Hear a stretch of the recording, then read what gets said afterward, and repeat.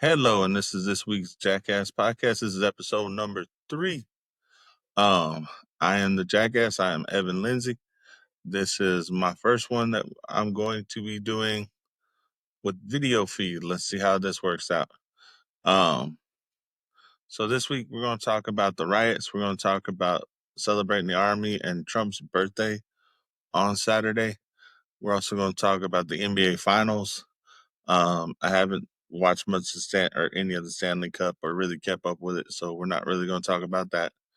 We're going to talk about the influence that pro sports have on youth sports, and then like how the high school training camp I've been doing has been going. We're also going to talk about, as far as wrestling goes, we're going to talk about our Truth's return.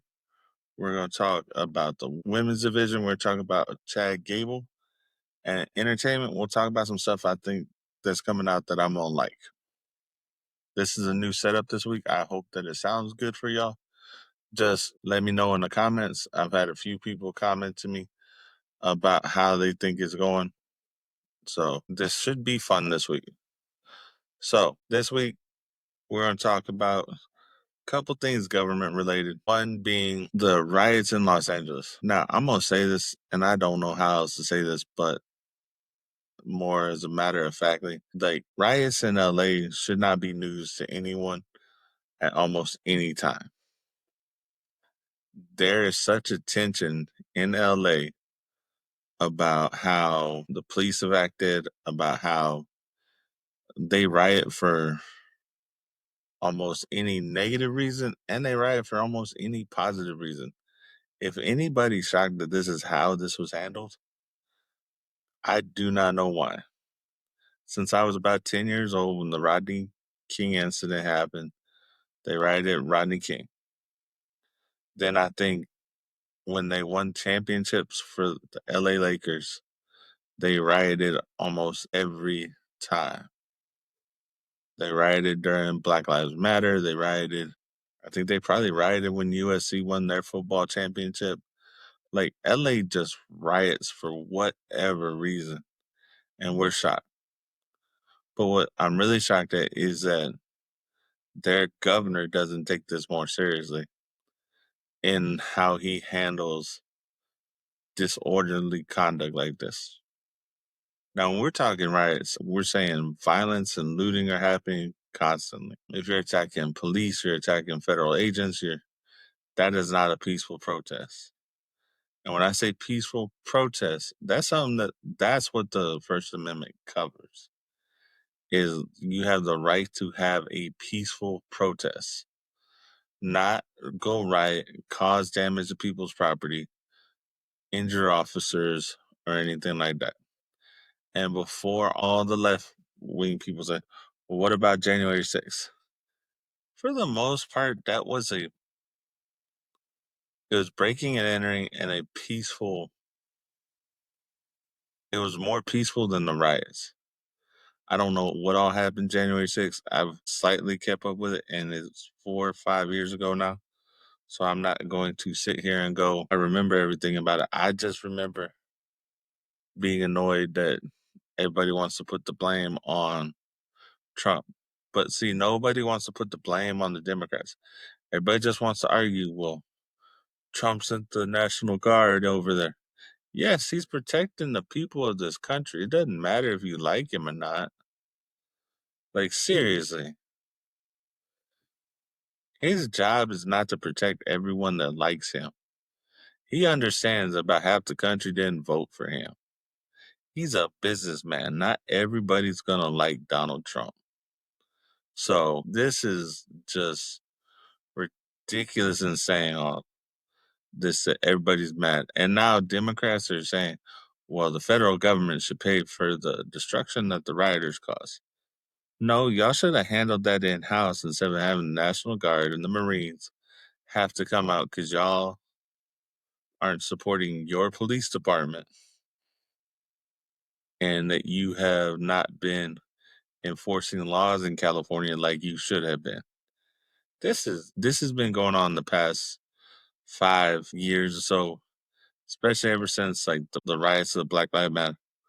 I have only, so to be 100% honest with you, I lived in San Antonio, Texas since I was like 5 years old. We moved here when I was 5. I have been around this town for 5 NBA championships. We have had stresses. We have had people with Black Lives Matter. Heck, we had people protesting for the rights of immigrants this very week, and we didn't have any riots. Like, there's a way to peacefully protest. And I'm going to give kudos to the sheriff's department and the police department down there for acknowledging the people who did go down and peacefully protest on both sides of it. Like, if you're going to peacefully protest, there should be no problems. These are, yes, and you have every right to peacefully protest. I'm going to keep emphasizing that word, peacefully. That means non-violently. Because we do have rules in this country about it. And you're right, the Constitution, as long as you are peacefully protesting, cannot do anything or say anything to you about it. Like, that's what the Constitution states. The federal government will have nothing to do with it. So, that's my thoughts on that. Now, my thoughts of all the fuss about Donald Trump and the army celebrating through Washington, D.C. I didn't watch the 3-hour thing. I'll be honest. I saw clips on YouTube, and I went and looked them up because I wanted to see what it kind of looked like. They were celebrating the whole history of the United States Army. They had people dressed up in uniform in every generation of the United States Army. That's being respectful to the history of our military. Again, I'm from San Antonio, Texas. When I first started living here, we had 5 military bases. We're down to 3. But we're still military proud. I do not know how many servicemen and women I've come across, including my own grandfather, who's from North Texas, came down and retired in San Antonio. Like, I know plenty of people that retired in San Antonio who are in the armed forces. And if you want to know what my connection to the military is, I couldn't join the military. I have a thyroid issue because I have to take medication all my life. And the military is very picky about who they take and what they will take on. Guess what? I couldn't join the military. But I was raised by folks who were in the military. I was raised by my mama, who was a captain in the Army as a nurse, who went through school at UTEP, became a commissioned officer in the United States Army. My ex-stepfather, who was enlisted, don't know which sergeant he made, but he made sergeant, was in the infantry and artillery, ran howitzers, tanks, and stuff like that. I think he told me he went through pilot training for a helicopter, and I don't remember why it didn't pan out like he wanted, but he did try that. He was overseas a number of times in Germany, in Iraq, and Iran during the first Desert Storm. Heck, my biological father, guess what? He's a West Point grad, and while I don't know him that well, guess what? I don't have any issues with him because he made decisions based on his military career. My grandfather was a lieutenant colonel in the Air Force. He was enlisted at first, his first 5 years, went to officer training school, and then was an officer for 28 years and a pilot in the Air Force, and mainly flew like C-130s and old bird dogs in Vietnam. My grandfather on my ex-stepfather's side was a Navy man. I want to say during, I don't know which wars, but I know he was in the Navy. I never really heard stories from him. One of my great uncles was in the Air Force. I have countless family members and friends who have been in the military, and I usually love and get along with military people. So, why people are having problems? There's something that Biden's administration set up last year during 2024, just because Trump made news. Oh, well, it's also my birthday. Oh, great. It's his birthday. So he's piggybacking on a celebration that's already happening. that he's going to be at because he's commander in chief, and everybody having a fuss like he planned the whole thing. No, celebrate the military people that we have. Just like you go through, celebrate your towns. The people who do civil service like this, who are who do military work, Air Force, Marines, Army, Navy, National Guard, Coast Guard, even Space Force, which kind of to me still sounds funny, but us having a Space Force. But I think that's cool. People at NASA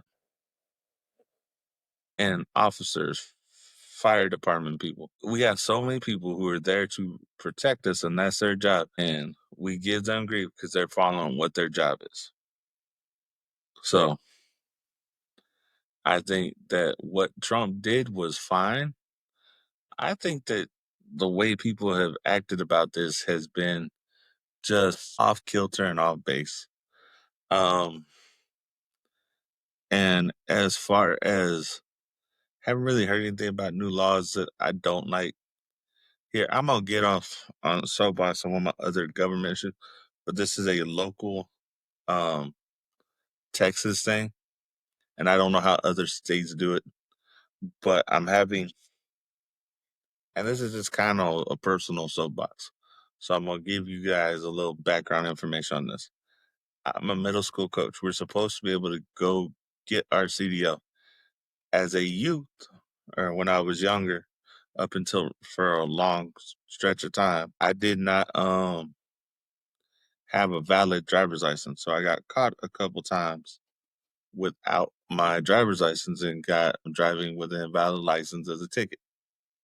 Okay, fine. I'm gonna be honest, that was my fault.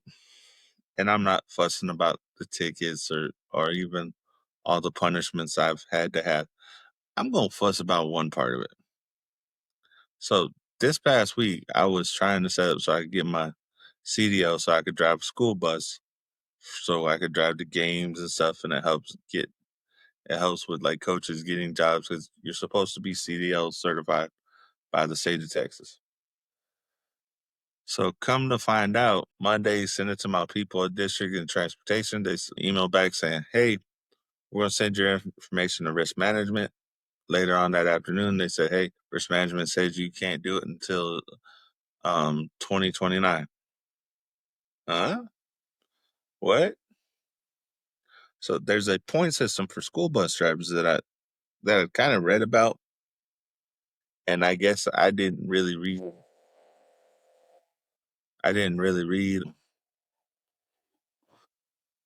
what was on all the lists. Like I glanced through it just to see, and come to find out, this is like a 12-page list, and they have about 3-4 pages for stuff that's 1 point against you. They have like 2 or 3 pages for stuff like maybe another 3 or 4 pages that's 3 points against you, and then they have what they call some 10-point stuff. And this is what I don't get about this. This is a list made by Texas Department of Public Safety. So I don't even know who I could blame higher up than them, but it's someone, because I don't think this was a state mandated law. They may have been told how to figure it out, but I don't think that the way this list was written was a state mandated law. So therefore, so our first thing was, or the thing that got me was I was on the 10-point list for driving with an invalid license. And I didn't get it, and I still don't get it.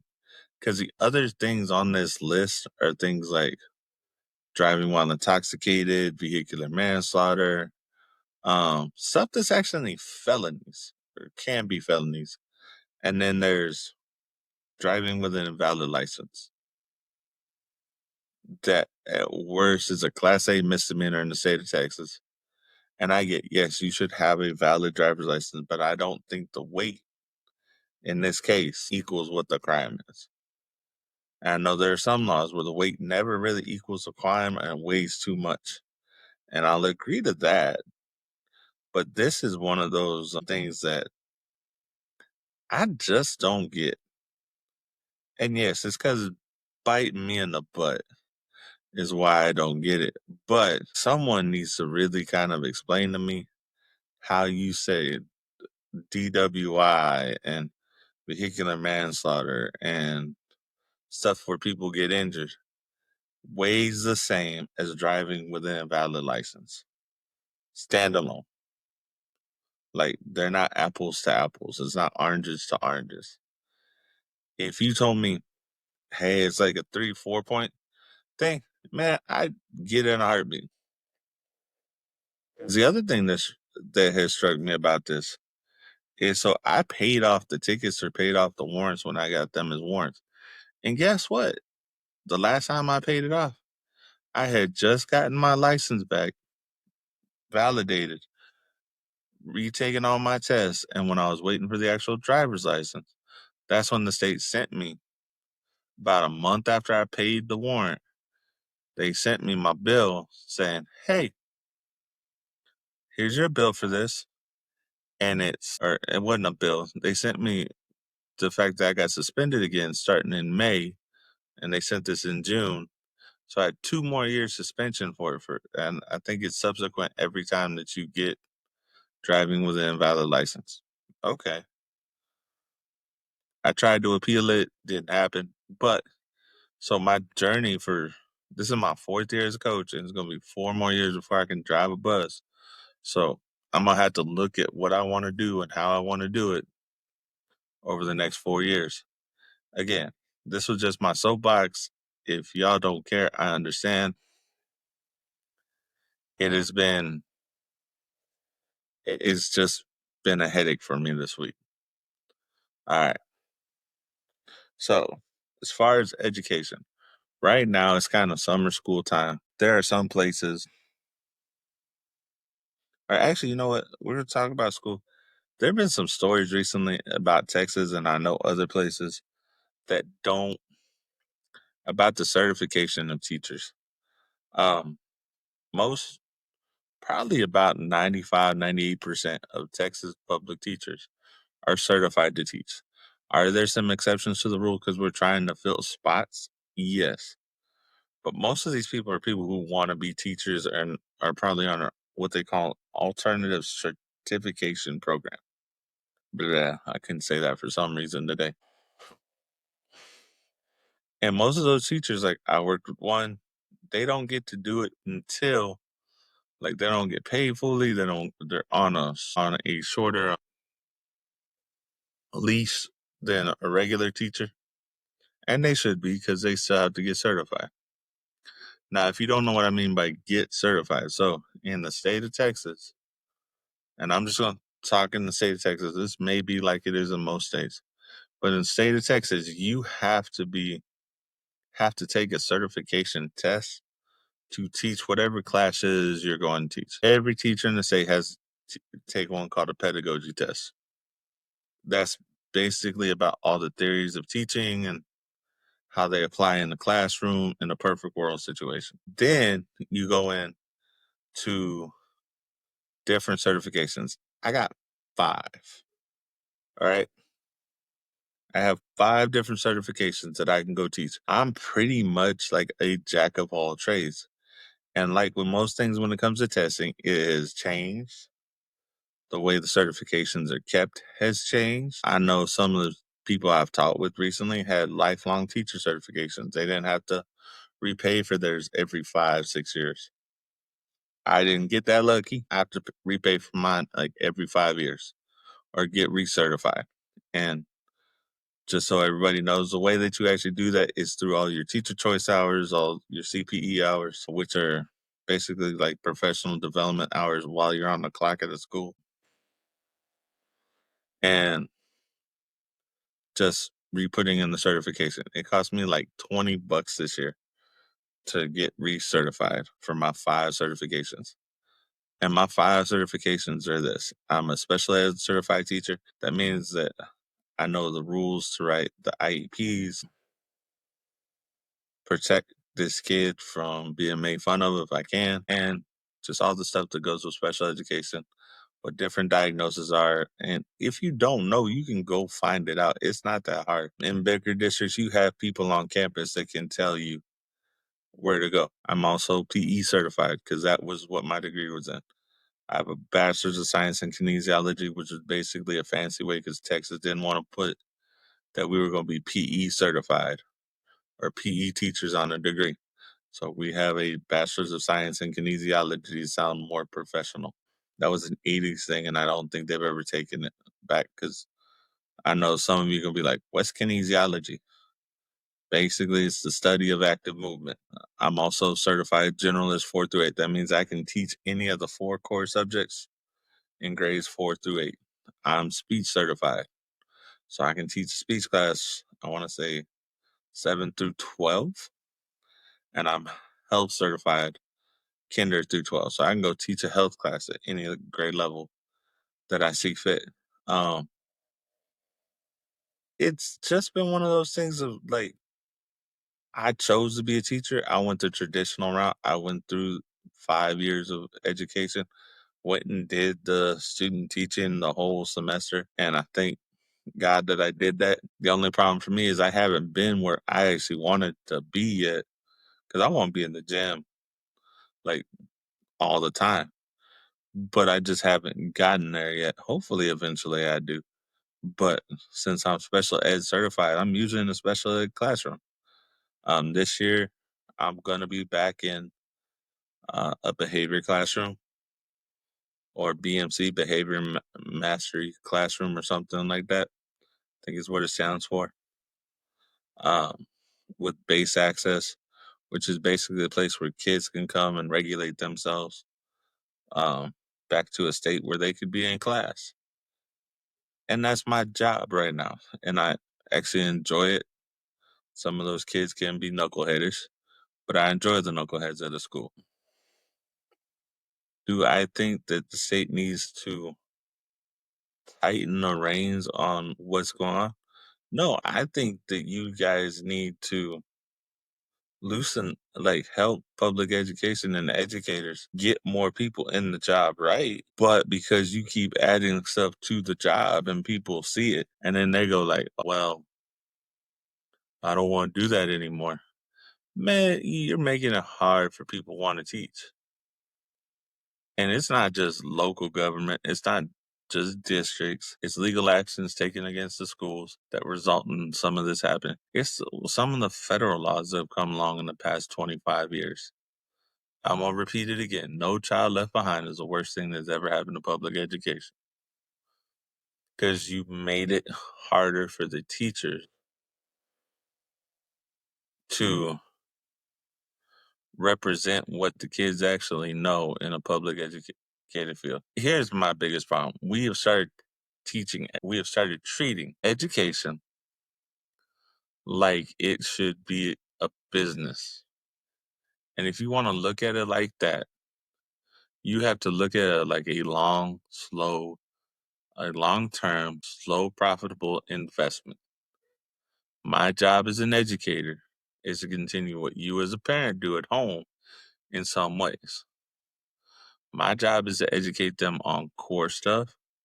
So if you don't understand what your core subjects were, it was math, science, social studies/history, and English, because that's the language we speak. Whatever language it is, that's what we speak. And then giving them opportunities to culture themselves in stuff like fine arts, whether they want to be in arts, theater arts, higher, dance has become a popular one, and band and orchestra. Like, that's our job. We give them things to do.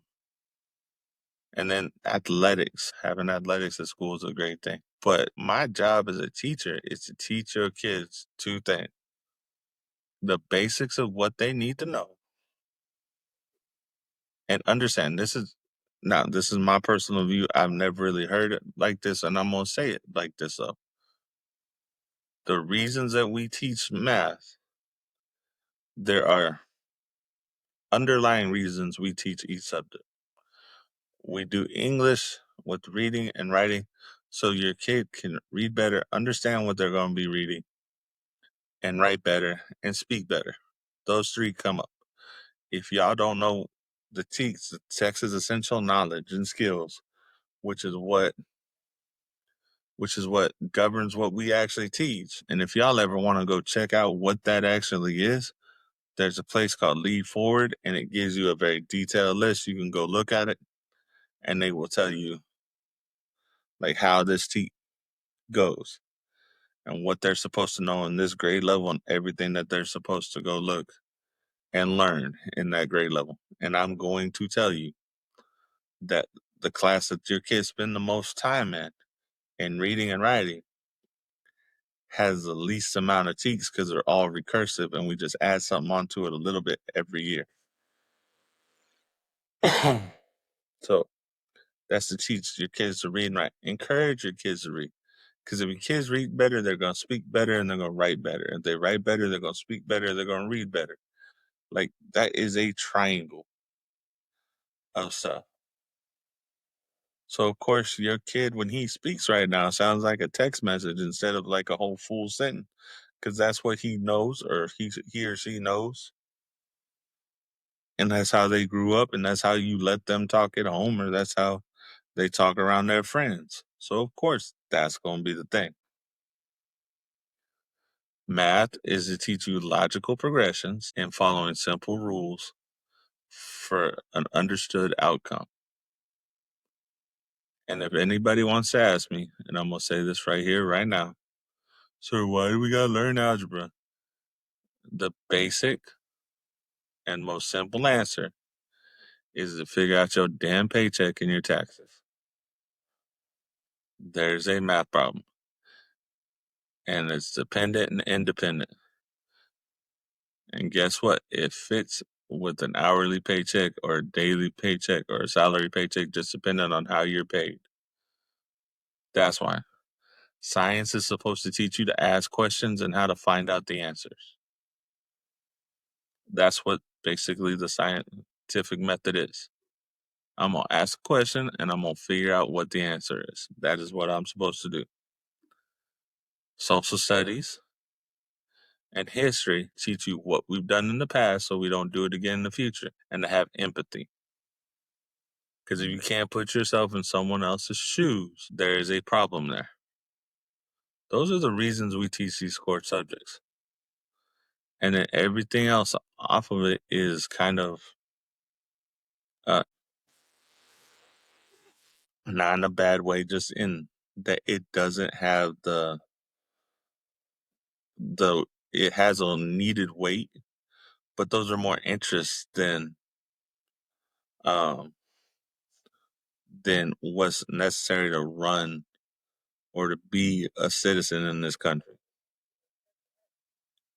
And really, this whole problem, all of this starts at home. It doesn't start with the teacher. Your your kids had 5 to 6 years of their first teacher with y'all before they get to us. So by the time they get to me in middle school, they've had 11, 12 years of you, and whatever your handicaps are, or your biases are, or your views on stuff are, that's where your kids gonna get the views and their friends. It's not gonna be from a teacher. They may find a teacher they like and they agree with, and they may have some influence. Like, do I have some teachers that I remember? Yes, I do. I have coaches and teachers I remember, but they weren't my first influences. They were added on to stuff that already influenced me. So as far as cracking down on like teacher certifications and stuff, the state kind of needs to pump the brakes a little bit on that, because we need people in the classroom who would love to be in the classroom who are trying to get their certifications. And if you don't know, there's really 2 ways to get certification. It's a traditional route through college. You go do student teaching, and then there's one where you have to have a bachelor's degree already and get alternate certification. And this is for Texas, where you don't get to choose as many subjects that you could teach. Like, even though, and I'll give you an example, even though I only have like my degrees in kinesiology, I can go test and take any certification test that I want to be a teacher in that subject for the state of Texas. Alt cert people don't have the wide breadth that I could do. Like they can do special education, they can do core subjects, and probably CTE, which is career training, and all the stuff that we need. Like anytime you go look at my district's website, these are jobs that are open. So let's hopefully get people to start wanting to be teachers again and getting parents to help us and hold your kids accountable. All right. Speaking of holding stuff accountable, you know what? We hold sports people accountable a lot. And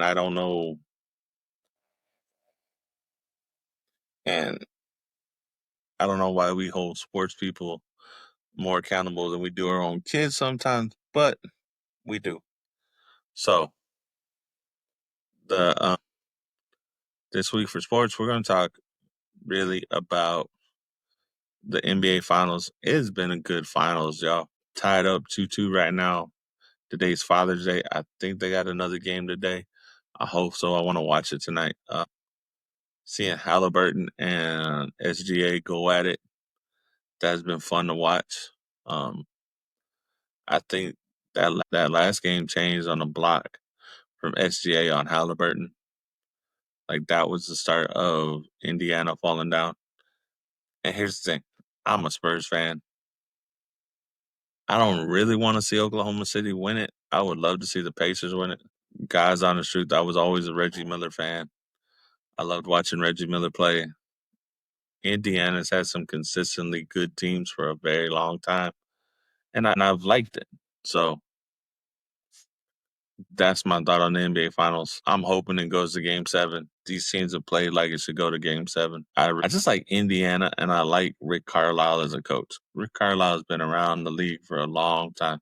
He's won championships. With Dallas, I think he took Indiana originally to the championship round on his first go around. I don't know if that was him in 2000, but I know he was a coach for a long time. It may have been later on. He may have been the coach for the Malice and the Palace. I don't remember, but he's been around for a while, and he's a hell of a coach. And he's got this team playing like they should play. At least in my opinion. I don't see a lot of stoppage on the ball except with Halliburton. And I don't see like I don't get to see what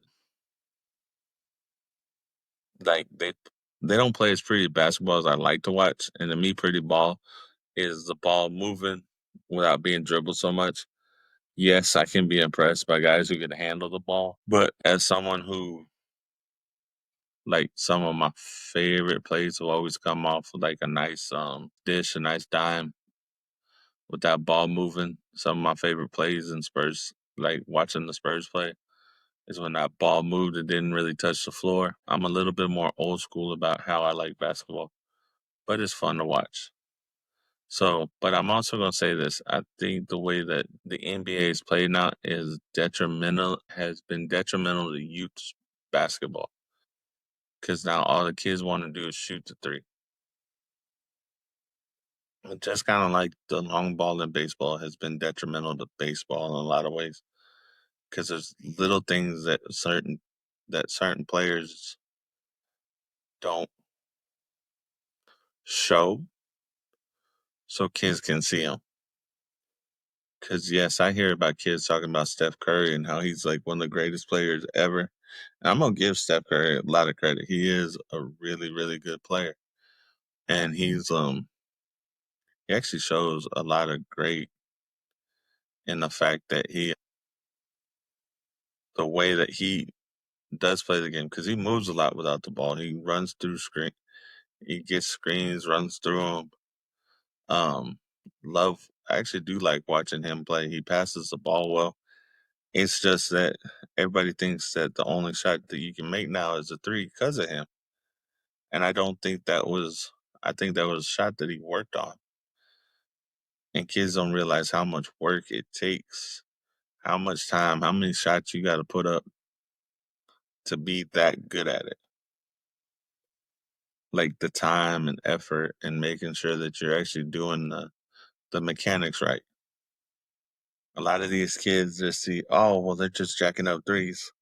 So that's what the game is. So, like this year, I'm probably going to have some fun times when I'm coaching basketball in the fall and winter. And it'll just be interesting to see, but there is an influence on it. There's also this influence that I don't know where people get this thought process of that club ball is the best for your kids, because if they're not teaching them fundamentals, I've had to go deal with kids who, oh, sir, I played club. And then we start teaching them fundamentals and they're like, well, that's not what we do. Well, no, this is stuff you need to learn to do. This is a basic part of the game. Me as a middle school coach, my job is to teach your kids the fundamentals of that game. It's not to make sure that they're the best version. I got 15, 30 kids when it comes to basketball that I have to improve, get all of them to show improvement throughout the year and not just be hot dogging it, but playing a team sport, because that's part of what we do. If I have a great start, yeah, we're going to try and get the ball to him more often. But if I don't have that dude or do that, guess what? We're not going. We're going to play team basketball. Play old school Spurs, old school Detroit basketball. Play physical, be aggressive, and just play smart. And I want kids to learn to play smart in sports and not just play for themselves. And I think that's the influence that a lot of people have had, because it's all about you. But if your kid can make other people look better, it will make them look better. And I think that's something that we need to preach to the kids. Everybody got to put in their work. Everybody got to do their thing. And then if we make everybody look good on the team, the stars will shine through. So that's my thing today on sports. Fantasy wise, I think I'll start going over, like, we'll start going in depth. I think next week I'm gonna come up with my fantasy, my top 10 quarterbacks for fantasy this year, and give you which rookie I think's gonna do good. Go listen, like, I'll go start listening to some stuff about the mini camps that just happened for a lot of teams. I know I've heard a lot about Shador Sanders, heard a lot about how the Cowboys look with Dak and George Pickens and uh, CD Lamb, but I'm not really gonna go heavy into it till I hear they put pads on and they play other teams. And even then, not till the first week am I gonna be like so hardcore about what my thoughts are. My predictions, I'll give you my predictions. I'll tell you what some of my dynasty rosters look like and what my thoughts are gonna be on those players this year. So, but as far as fantasy sports go, man, I'm looking forward to it. I may join a guillotine league, I may not. I don't know yet. That one sounds interesting. Um, but as far as like, and then maybe I'll get back into doing like fantasy basketball. I've never been a huge baseball guy, but we'll see. We'll see. But as far as like what I think, I will tell you this. You know what? Hmm. I think the breakout. Let me go through all the rookies and see where they landed for skill positions. But I think the teams that are gonna have a couple breakouts players on them. I think the Browns will. I think Nick Chubb moving to Houston is going to bolster that running back room. I think that'll be interesting to see. I think Dallas's offensive line is going to boost their running game. I wonder. Actually, you know what? No, I think Derrick Henry going to be a beast again, because he still got Lamar Jackson, and you can't really put 8 in the box against that group. So it makes it really hard to stop Derrick Henry if you don't have 8 down on the box. And I think they got a receiver too this year. I still think Pittsburgh signing Aaron Rodgers is gonna blow up in their face, and I kind of hope it does because that's still. Now, my friend Craig said something to me, and I don't remember exactly what I said last week. This is what I meant to say. I think Pittsburgh should have kept Justin Fields and not let him walk versus him walking going over to the Jets. That was what my thought was. I think at the Jets, he's going to do well. He's got a good back in the backfield. I think they have a decent offensive line. They're probably still going to have a decent defense. And they got a couple people on the outside that can catch the ball for him. And he's going to be mobile. He's going to just be a dual threat. I think he learned hopefully from being around Russell Westbrook and not Russell Westbrook.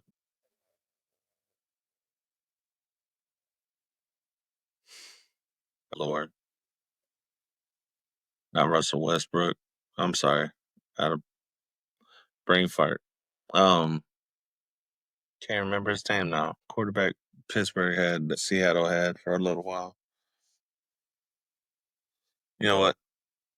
Russell. They learned behind Russell last year, and that he'll take some of those lessons, when to run and how to run, and maybe watch others like a Lamar Jackson or even a Josh Allen or even like Aaron Rodgers when he was younger or Dak, um, and learning when it's appropriate to run and making that more natural for him to do. Let's get into wrestling. Wrestling to me has gotten interesting recently. First, let's talk about the old school funny thing that WWE is doing with Chad Gable. Chad Gable's a hell of a wrestler. I hope within the next year, maybe like the next 2 years, he gets a short top line title run, whether it be the WWE or the World Heavyweight Championship. He's good enough on all facets to be a believable champion.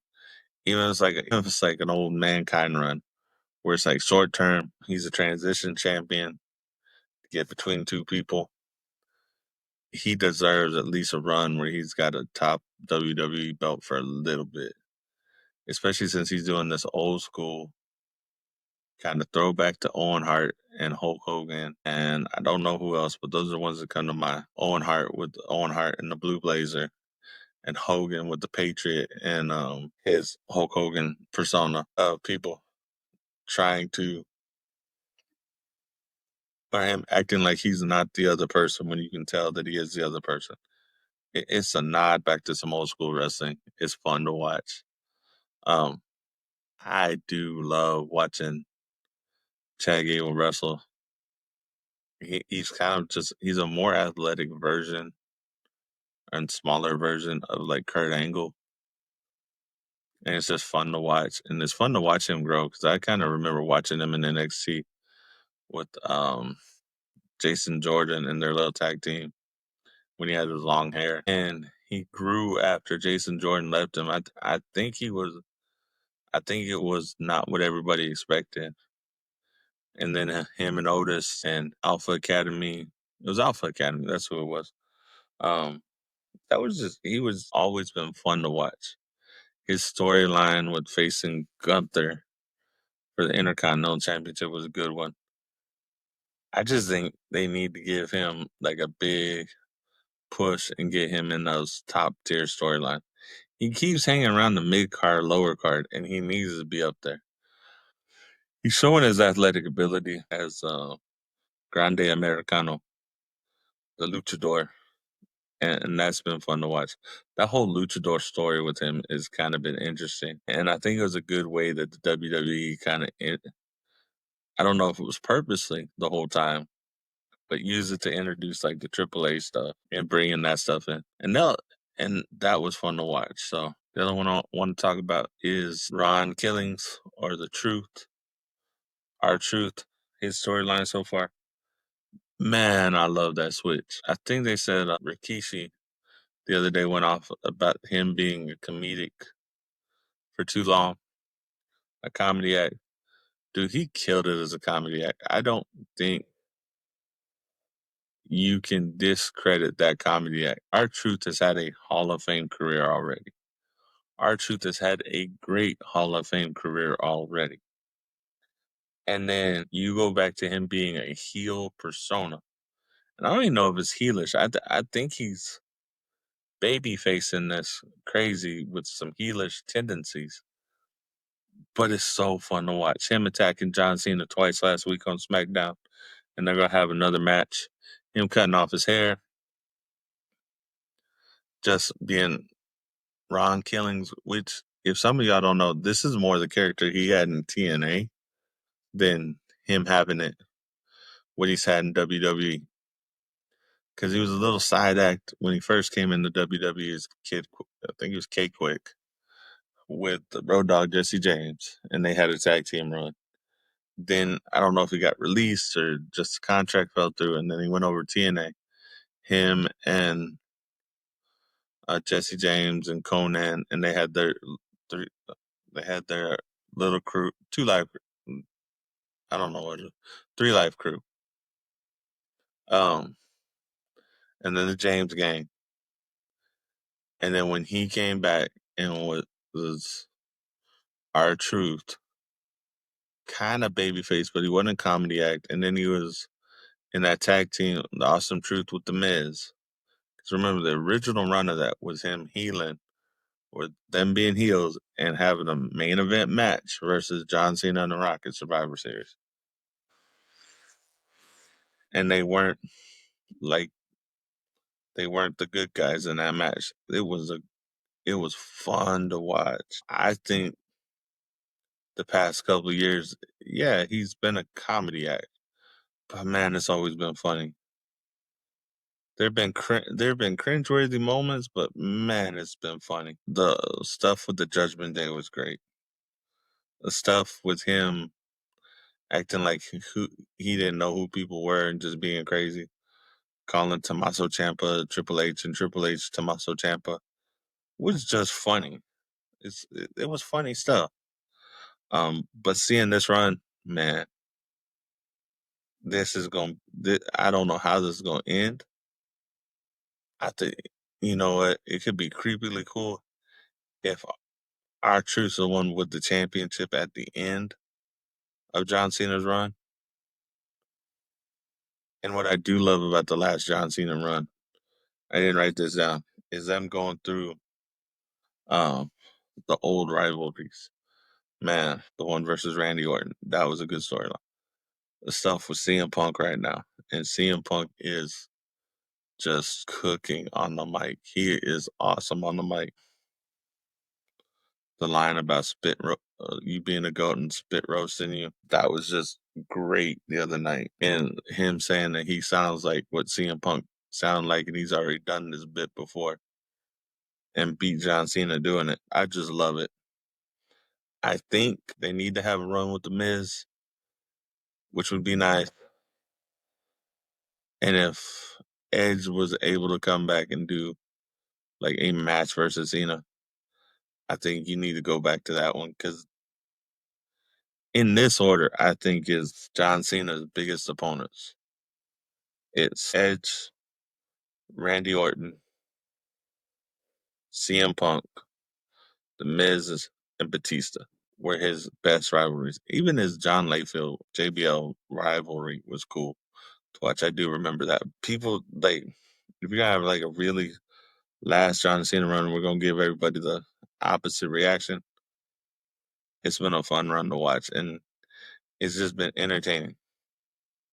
Now, the last part of this that I'm gonna go do for wrestling is talk about the women's division. The women's division has just been on fire recently. It's nothing like when I was a kid or when I was younger watching it, where that you have, like, when I first started watching it, it was just a couple matches here and there.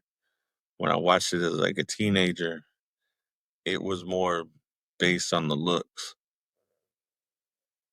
The women's division is getting very rich storylines right now. Over like the past 2 or 3 years, they keep getting richer and richer, and they keep getting talent and talent to put these rich storylines to people who got history with each other. And you know what? It has just been cool to watch. I like the storyline with Naomi's character. Has been great to watch. Rhea Ripley's storylines have been great to watch, but watching the Lyra Valkyria, Becky Lynch storyline, and now Bailey putting herself back in it, that's just a really rich storyline. Even down at NXT, they have a really rich storyline with their new champion, JC Jane. And I think that storyline is going to build her up to go to the main roster. Or maybe that whole little faction goes to the main roster and just gives her something.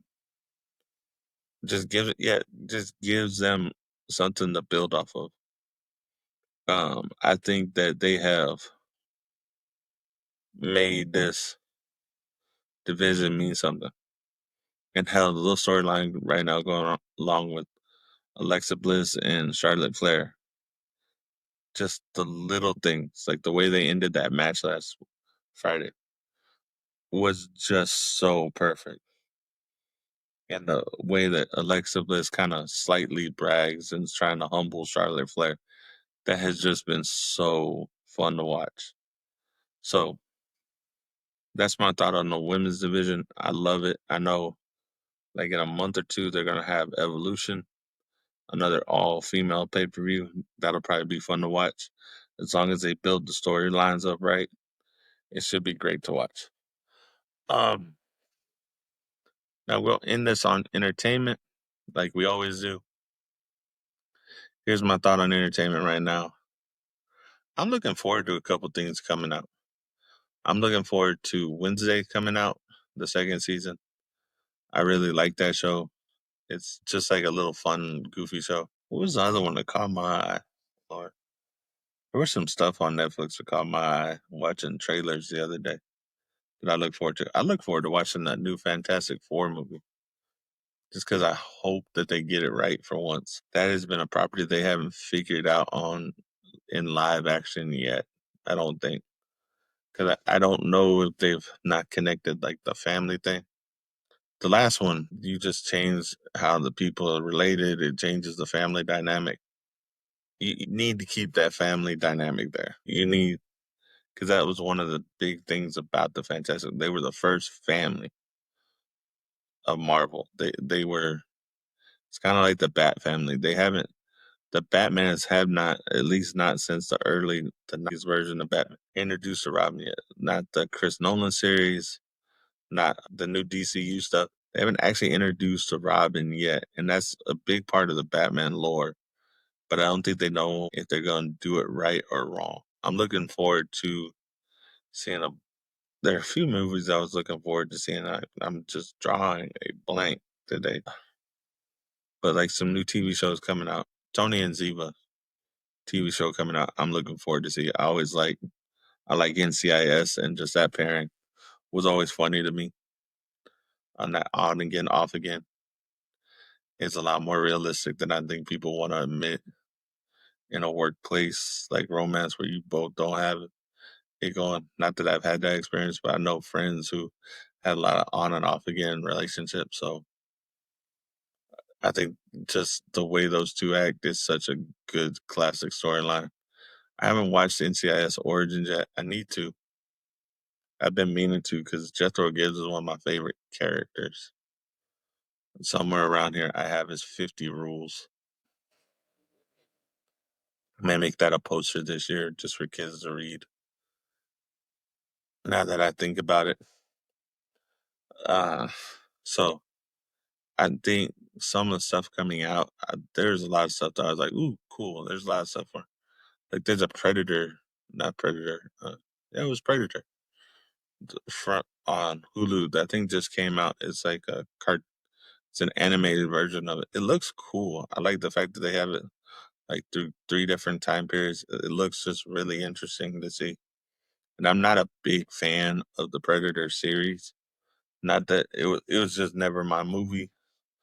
Um, I don't remember getting to it as a kid, so I just never dived back into it. And I'm a sci-fi guy, so it's just like some of the optics of it, and I don't know why. I just never got into it. But watching that trailer the other day for that looked really, really cool to me. I want to watch the one about the Fountain of Youth. I think I'm gonna do that soon. Let me do that today. Again, as we close out today, I think I said at the beginning, but today's Father's Day as I'm recording this. Happy Father's Day to everybody. My name's Evan Lindsay. I'm the Jackass on the Jackass Podcast. And y'all have a good week. I'll see you next week. This was episode 3 on the Jackass Podcast.